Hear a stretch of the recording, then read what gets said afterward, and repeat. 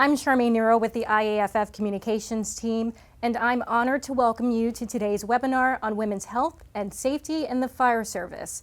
We're joined by members of the IAFF's new Standing Committee on Female Health and Safety, established at the 2024 IAFF Convention in Boston. Their goal is to develop a comprehensive strategy that addresses the unique health and safety challenges impacting women in the fire service. Here today at the roundtable, we have a list of panelists. First, we have Natica Pigeon from Edmonton, Alberta, Local 209. Laura Lee Bransford, a firefighter from Wilmington, North Carolina, Local 4576. And we have a leading firefighter researcher on health and safety, Dr. Sarah Jenke. Thank you all for joining us today. Our first question I have is for Laura. Can you tell me a little bit about the committee and what sparked it?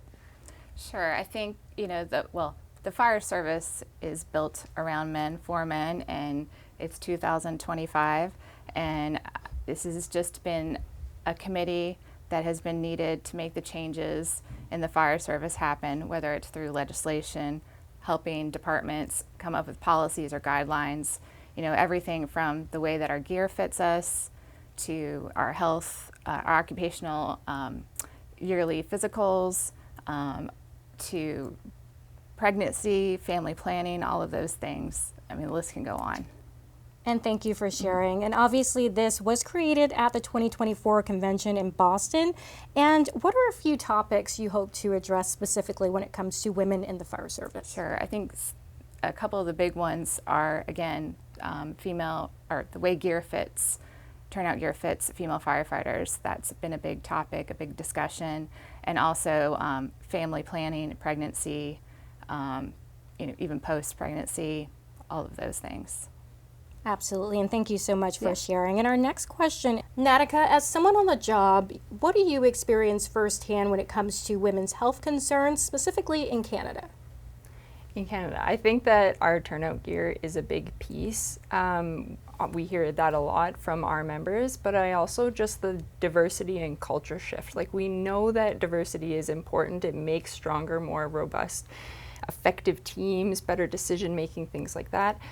So we need to recruit this diversity, but we need the retention. We want these women to have long careers, be healthy right into their retirement after their years of service are done.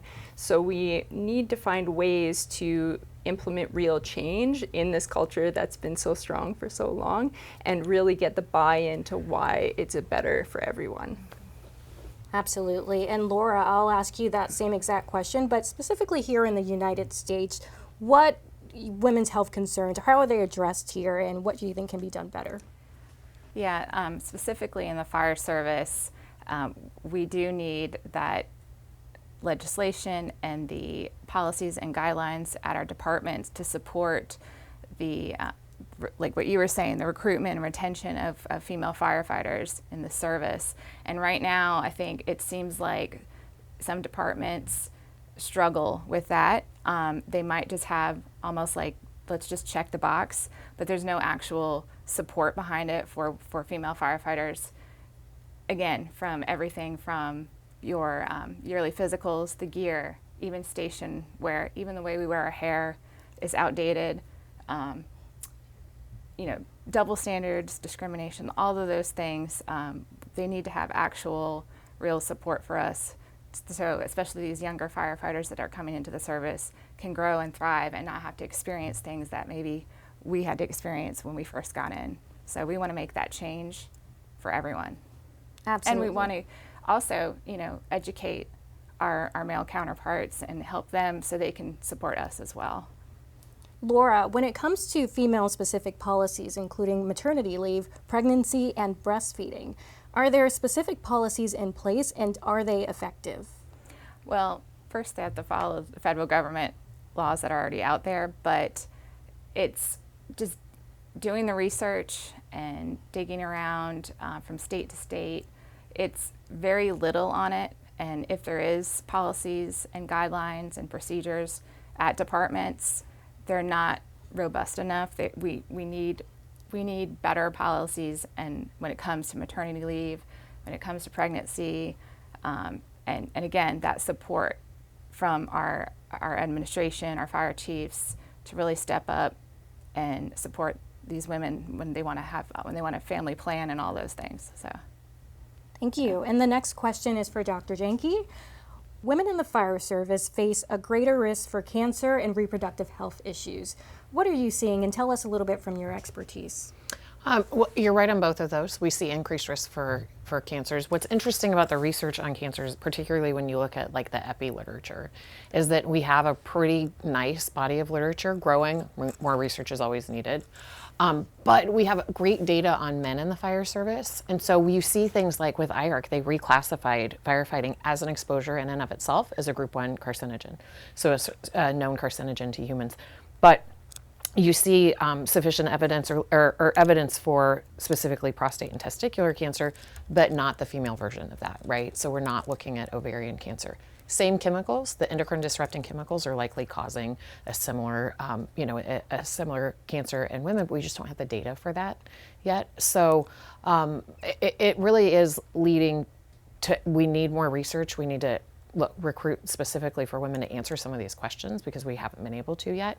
And then on the other side, I think looking at reproductive health, I think it's giving us some really important keys to the outcomes. You know, reproductive health, whether it's miscarriage or menopause, is a more proximal outcome for the same exposures that we see on cancers. And it's leading to, the interesting thing about the research is as we get more research on women in the fire service, it's leading to more questions about men in the fire service. You know, we looked at miscarriage, now we need to look at sperm. So I think that it is like, it is one of those situations where it benefits everyone for us to be able to dig into some of these questions. I think also with the research, more research out there, it'll also help the fire departments and those chiefs make decisions and create these policies when they see the data and can understand it, because I think they just don't understand it. And that's why I think sometimes those policies and those guidelines, legislation is lacking because of little to right. no And research. when we didn't have the data, particularly around like miscarriage, I don't know, when is it right for a woman to go offline? Are there risks associated to, you know, both for the fetus and the pregnancy? When we didn't know that, it was just like, let's best guess. But now we've got data behind decision making. And it just shows the importance of this committee, and thank you for sharing and elaborating on that as well. I want to get into PPE. Laura, let's start with you, and we'll go to the panel to answer after, but what is your experience with the fit of it, and what needs to be done better, especially for women in the fire service? Sure. So again, the sizing that's out there is old data, and it's men's sizing, right? We have just a couple of measurements we can go off of. I know that some manufacturing companies are trying to incorporate women's sizing. There might be like an A-frame cut or something like that, but there is Dr. Meredith McQuarrie down in Florida, and then Professor Kwan up in NC State. They've been gathering a database and doing body scans and measurements of female firefighters and collecting this database to create prototypes of turnout gear so to better fit women. And so I know phase 2 is starting in a few weeks, and they're going to start putting some of these female firefighters in these prototypes just to see how they perform better in this gear. And I'll have you join in as well, Dr. Jenke. What are your thoughts? What are your thoughts on the fit of the gear? Right. So we do have a lot of great data that shows that gear, if you ask people on a scale of 1 to 5, how well does your gear fit? And you have, fits very well, fits good, neutral. Even going from good to very good, you see an increased risk for injury. So we need everyone to have very good fitting gear. And it's interesting because when we have worked with folks and we go out and talk, departments will go, well, we measure everyone, so everyone has gear that fits. But one of the things that Meredith has pointed out to me is just even the pattern that you use makes a difference. Yes. So it would be like taking a man and saying, hey, we're going to put you in this prom dress. Now, this prom dress isn't going to fit you, but we're just going to stuff the top and we're going to cinch it in at the waist so you can have a little bit of a, flow, because that's what's good for prom. It can't just be the same dress that we're putting on both people. It needs to be designed for that person's body. Because also, speaking of cancer, ill-fitting gear, carcinogen exposure. right? Like there are all these other exposures that are increased if you don't have the appropriate and proper gear. And we don't ever say, I've heard people go, oh man, we had to like special order a size 14 boot because I think that's a big size, right? Size 14, 15. For a guy. And no one ever questions like, well, just tell them to wear it. We only go up to 12, like shove it in. But I've talked to so many women who are like, oh yeah, you got to do the sock trick, layer socks. Yes. Number of women who've crawled out of their boots during a training, like that's just not an acceptable answer now that we know that's a problem. So And gloves. right, like that's so important to be able to do the work, right? Dexterity and be able to do, so we can't, and women are held to a higher standard than men in the fire service right now. The whole idea of like you have to work twice as hard to be considered half as good. If you're doing it, and so, like how good would people be if their gear did not fit them? If they were wearing gloves that looked like clown gloves, like they're not going to be able to do that work. So, And I think it's underreported. Like you have women Yeah, that want 100%. to, seem competent to their crews, so they're less likely to be like, oh, there's issues with my gear. It's like, no, it's fine. Don't worry about it. Yeah, I think a lot of times we don't want to cause We don't want to be an problems. issue. And so we just deal with it. The oversized gear, because we don't want to be. Sometimes we don't want to be labeled as, oh, she's just trouble. She's asking for a specific gear, and we have to cater to her. And a lot of times, we're silenced in different forms, and so a lot of women don't speak up about our gear or how it fits, and that leads to mobility issues and injuries and things like that. And turnout gear is very much the beginning. Like you mentioned, boots, gloves, not only the dexterity, but just like they get snagged on things when they're loose. Helmets is a big issue, helmet weight for neck. Another one that we've heard a lot is our SCBA packs, it's going to be a really hard problem to solve because most trucks just have standard SCBAs that anybody can use, right? But we have a couple firefighters that are a little bit smaller, so their helmet actually hits their tank, and then so they're wearing their tank lower, and now their hips are sore. I think there's a lot to tackle in that area for sure. Well, I think it's the same as what we're looking at reproductive health, right? It needs to fit everyone. Yeah. And if you're a shorter male firefighter, you should absolutely have gear that you can work in safely. So it's just, I think it's one of those things where I think it's raising a lot of issues that we can now go, okay, right, this is actually an issue, not just for women, but for everyone. So I think there's improvements. I also think it says something about how much you're wanted at a department if they don't have gear that fits you. Like, oh, we'd love to have you work here, but we're going to put you in something 5 sizes too big.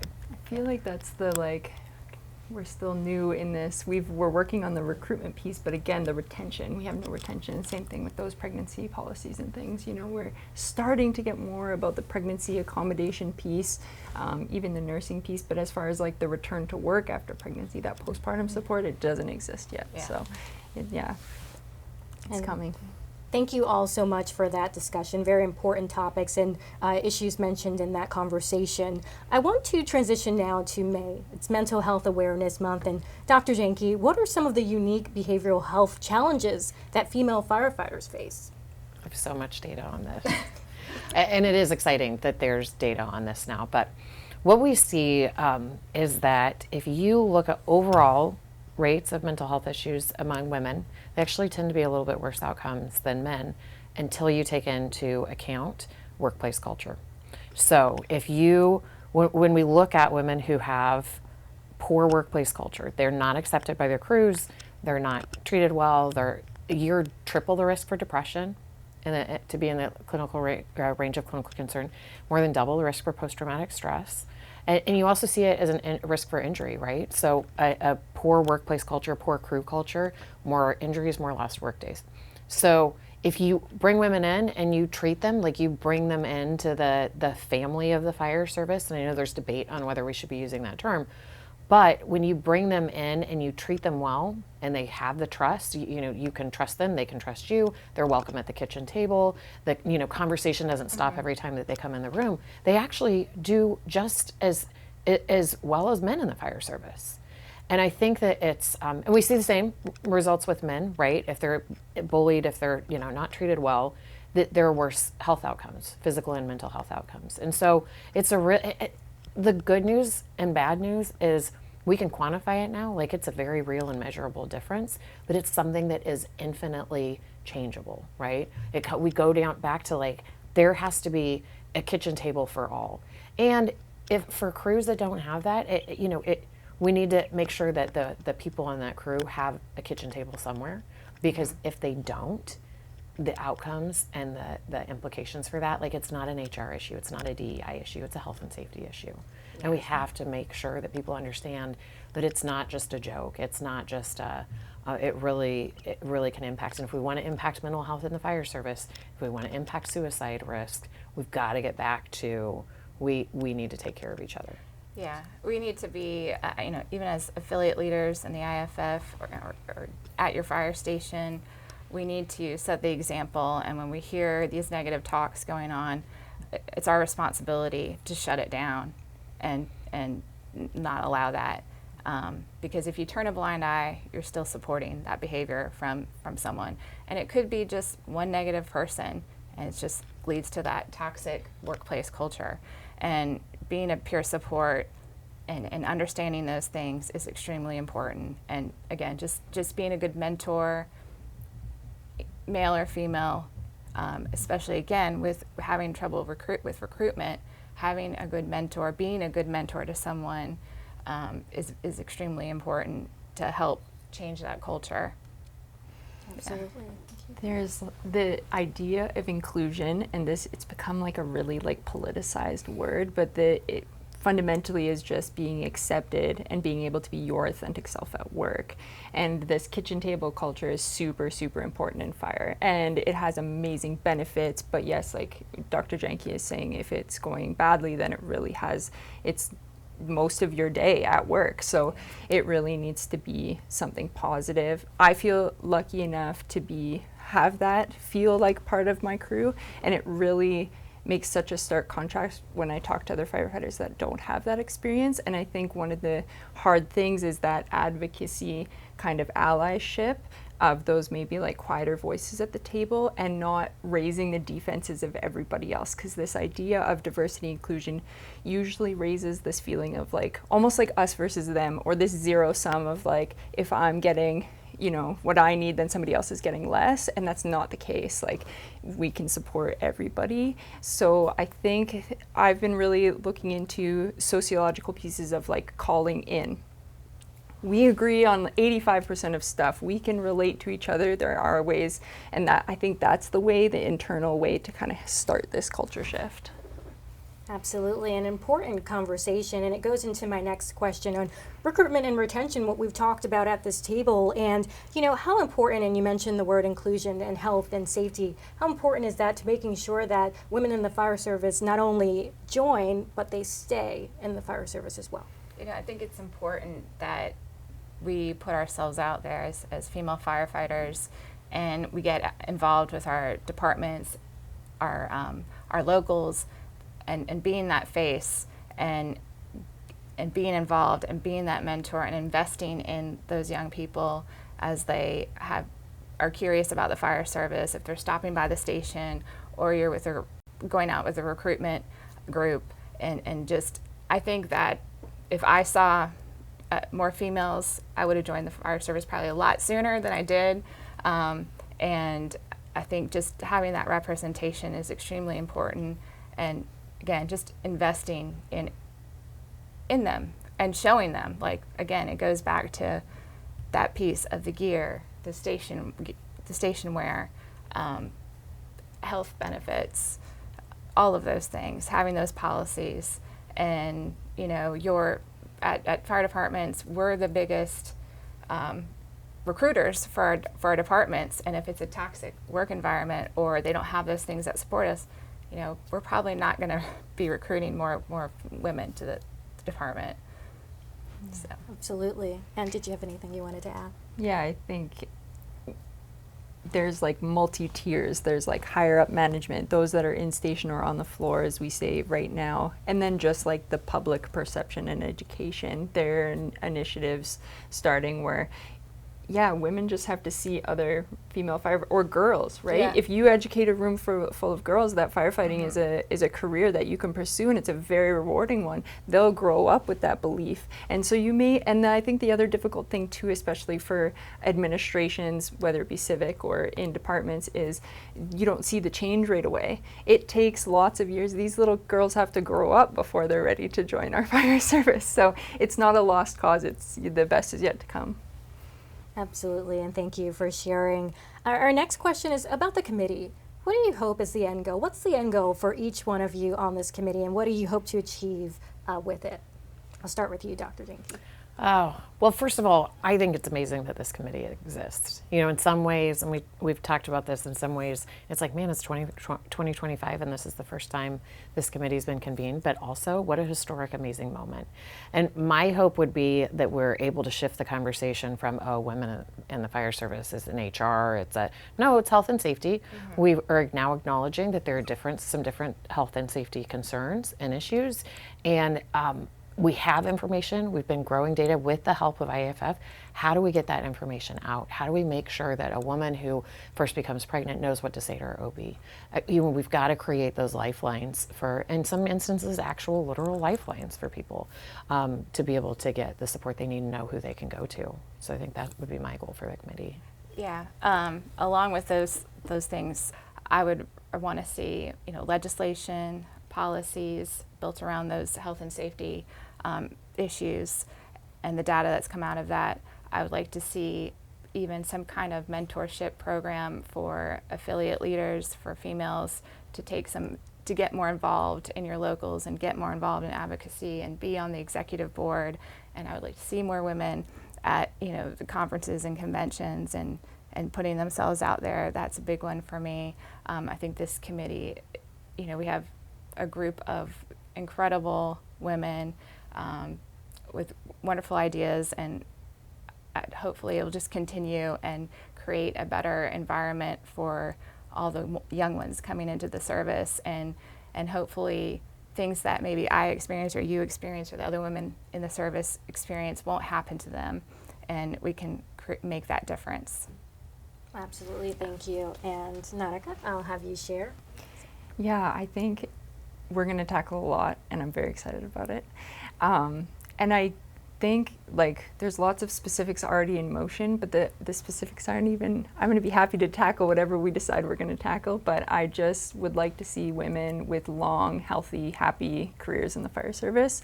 And I want to see those obits that they, after a happy career, they died at 95 years old and led a really happy life, healthy. And I would also, to pass the torch, really, I want to see continuity with this committee. I don't want it to be kind of a one and done or, it fades after a couple years. Yeah. So I think passing the torch would be really awesome to see.